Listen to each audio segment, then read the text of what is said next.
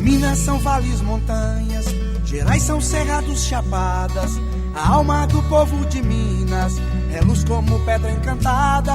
A água que brota na fonte, a força de sua cachoeira, escrita sempre em cada monte, a história da gente mineira. Eu sou de Minas, mineira eu sou. Um lugar muito interessante para você conhecer é o Museu do Chá, aqui em Ouro Preto, no Parque Itacolomi. Vem com a gente!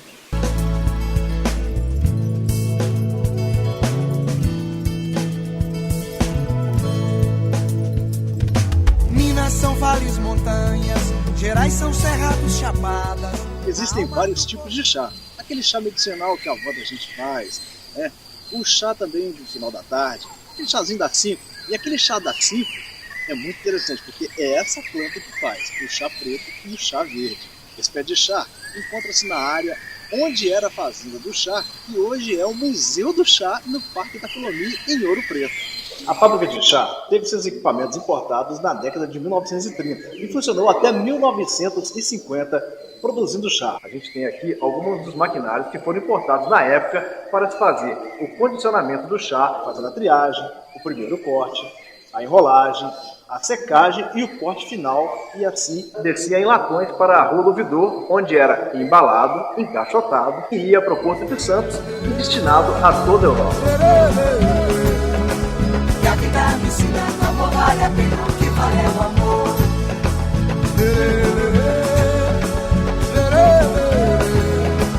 E a vida me ensina que o amor vale a pena, o que vale é o amor. No programa de hoje, vamos falar das plantas medicinais que achamos tão facilmente em Minas Gerais. Convidamos o Wilson Marques, ele que é professor de jiu-jitsu, mestre em reiki holístico e também raizeiro. Nós estivemos lá no Museu do Chá, no Parque Itacolomi, em Ouro Preto. E aproveitando o Wilson que está com a gente aqui, vou pedir a ele um pouco das referências dessa erva que produz o chá verde e também o chá preto. Ele é rico em cafeína e catequina.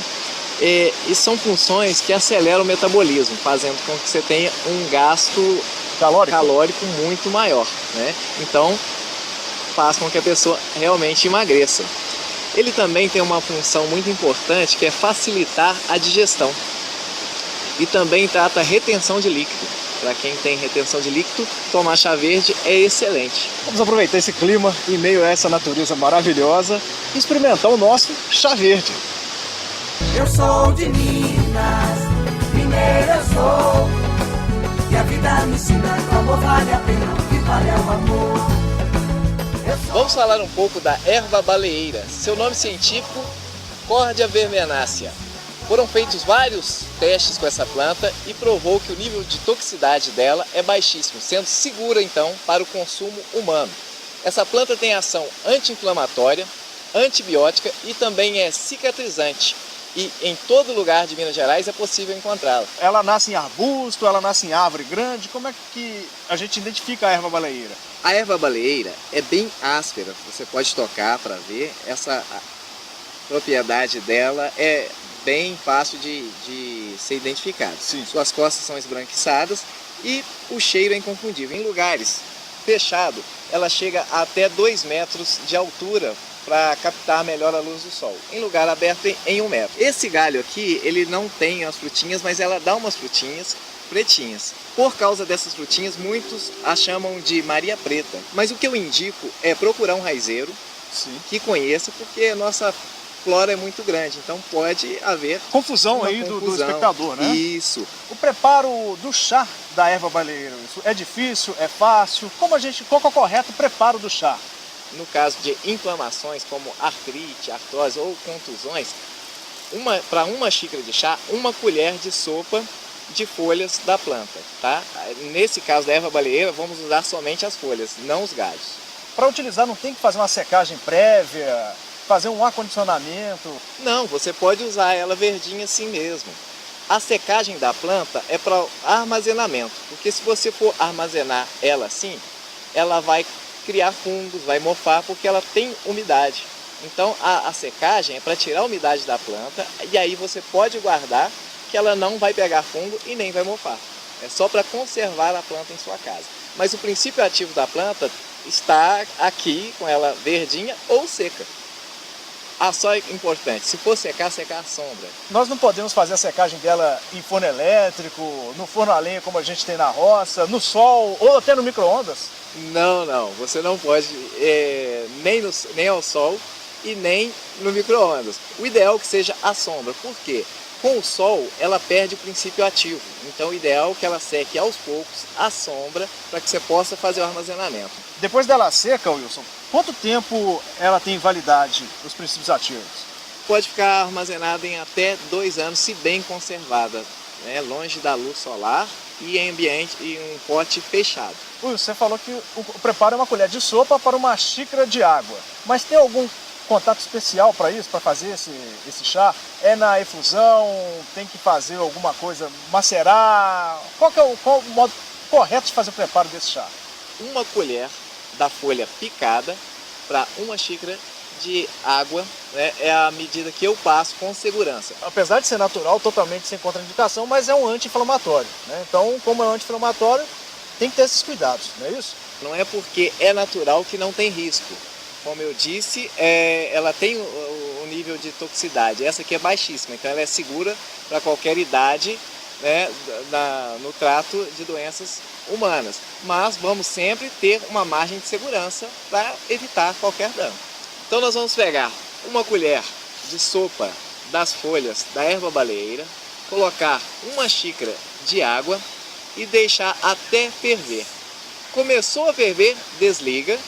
Espera chegar a uma temperatura que você possa beber e aí já pode consumir naturalmente. O nível de segurança para criança, eu indico 2 folhinhas da erva baleeira para meia xícara de chá. E tem uma idade mínima para criança? A partir de qual idade que pode ministrar a erva baleeira para criança? Eu indico acima dos 4 anos de idade. Como eu já disse, o nível de toxicidade da planta é muito baixo. Ela é totalmente segura, tanto para criança quanto para idosos e até mesmo para grávidas. Então ela não é abortiva e não vai causar deficiência nenhuma em um bebê. Nós sabemos que não pode dar anti-inflamatórios humanos para animais, mas a erva baleeira pode ser ministrada para cachorro, gato ou até mesmo vacas? Pode sim, tanto as folhas quanto a tintura, né? Ela é muito utilizada já pelos fazendeiros para o gado, para evitar a mastite. E eu mesmo já dei para o meu cachorrinho, é totalmente seguro e eu indico a mesma quantidade para a criança. Seriam então 2 folhinhas? 2 folhinhas para meia xícara de chá. Até 3 vezes ao dia pro animal, dependendo da intensidade da dor que o animal vem sentindo. Isso equivale para animais de pequeno porte, como cachorro pincher, Yorkshire, quanto para um dog alemão, né? A dosagem a gente indica aí a mesma. No caso da tintura, eu indico de 3 a 5 gotas na água para animais de pequeno porte. Para grandes portes como gado, assim, aí eu já indico de 10 a 20 gotas. Queria agradecer a presença do Wilson Marques, que nos explicou bastante a respeito aí da erva baleeira e também do chá verde. Queria convidá-lo para uma próxima oportunidade de estar junto conosco, mais uma vez, explicando as ervas que encontramos em Minas Gerais. Eu que agradeço pelo espaço e sempre que possível estarei juntinho aí. Tambor, a viola, o som que traz sempre a lembrança, encantos que Minas revela, trazendo alegria e esperança. Vale essa felicidade, andar nessas Minas Gerais, pois quem conhece essa gente, não se esquece jamais. Eu sou de Minas, mineira eu sou, e a vida me ensina que o amor vale a pena. Olha o amor, eu sou de Minas, mineira eu sou, e a vida me ensina que o amor vale a pena. Para você que está vindo a Itabirito ou na região dos Inconfidentes, um local de parada obrigatória é o Museu Jacatatu, onde tem uma mistura de quinquilharia, com nostalgia e ainda aquele lanche com aquele gostoso pastel de angu. É um local para você vir e voltar, e voltar, e voltar, porque sempre tem uma novidade, sempre tem algum detalhe que você não viu, mas está aqui. Vem com a gente! Parece que esses minérios contêm imã que atrai corações. Pedra preciosa de Itabirito. Cidade nova, cidade de criança que ainda engatinha entre as montanhas mineiras. Caminho nobre, onde passava gente importante para ir à nossa velha capital Vilaíga. De trilhas e tropas construímos essa linda metrópole, chamada e amada Itabirito. onde o seu povo tem berço, tem cultura e aprecia uma escultura. Tem sofrimento e não se abala em nenhum momento. Povo duro, feito ferro que te rodeia, ao mesmo tempo dócil, dócil feito as águas que escorrem das rugas montanha abaixo. Casamento aqui é fácil, pois moça linda é o que mais tem. Há muito venho trilhando um lugar para eu pôr a minha tropa. E não tive dúvida de sermos mais simples cidadãos da vida deles. Bem, estamos hoje aqui com o Léo, ele que é o criador e idealizador do Museu Jeca Tatu. Começou aqui mesmo, como é que foi que você teve essa ideia? A história do Jeca Tatu começou em 1958, foi quando eu nasci. Eu já nasci com essa história já na alma.